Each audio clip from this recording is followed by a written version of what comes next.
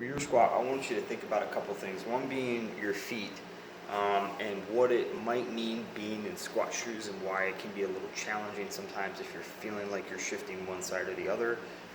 Specifically, in Romaleos or any shoe for that matter, it's going to be hard to kind of feel what your feet are doing.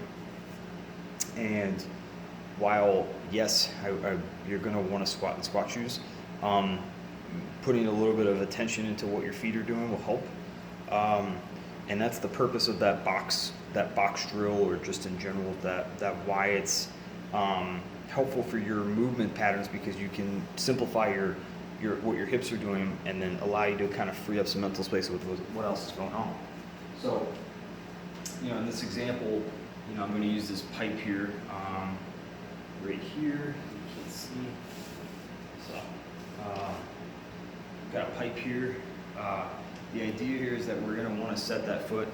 So first and foremost, if we haven't gone through this, but we'll go through it again. Medial components, right? So you're going to want to essentially roll your ankle in, okay?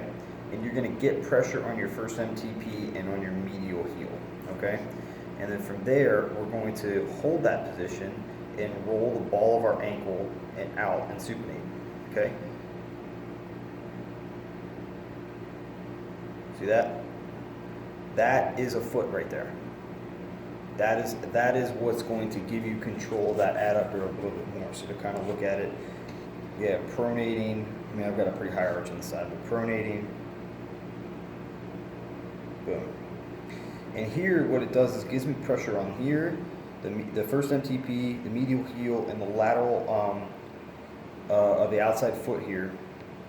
Not so much the pinky toe or the big toe, but I could really just kind of relax my toes, essentially, because now my foot isn't set in the right position. The toes don't really have as much control as people think they do. They do. Big toe extension is important, but the first MTP in terms of setting that arch is the most important.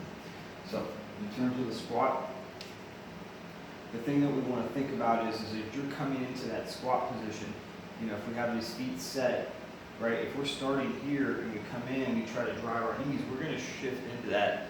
We just want to be careful about shifting into those toes. So now we've got to start talking about integrating that foot position in as best as we can. So how I think about it is I think ankles out, down onto the inside of my foot, right? If my ankle out is helping me control my arch, then if I sit onto the inside of my foot, I'm offsetting some of that need to abduct or extend, or really just give my adductors and my hamstrings a chance to help control with obliques, right? So if obliques gives me adductor, and in an arch pattern like we're talking about is also giving me adductor, then inherently it's going to give me oblique too. So if I lose the foot, I can start to kind of play with this a little bit. All right. So if I can set my position, your toes can be in whatever angle they need to be. Just set the position. Right, so I'm going to roll my ankles in, or roll my feet in, get my medial components, and then roll that ankle out, and now I can feel it. You can almost self-check. Your glutes will basically kind of turn off. Now from that point you can stack up and lock them in and get that pelvis in checked. And then from here I want to kind of, I want to be able to set my position and then think about those feet, and now I'm just thinking about hanging onto those feet. Right, and I'm going to sit onto that pipe, hold 1, 2, and then I'm going to drive back up through both feet.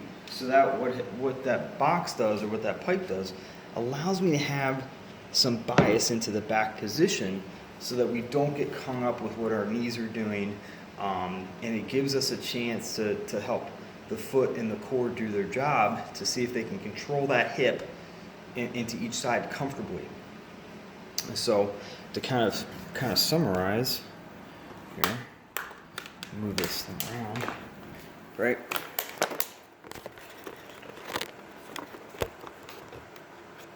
If I don't really have this, I can kind of throw myself out of whack, right? I'm just going to set my feet and I'm going to sit down, but you can kind of see I'm shifting a little over to that side. Whereas here,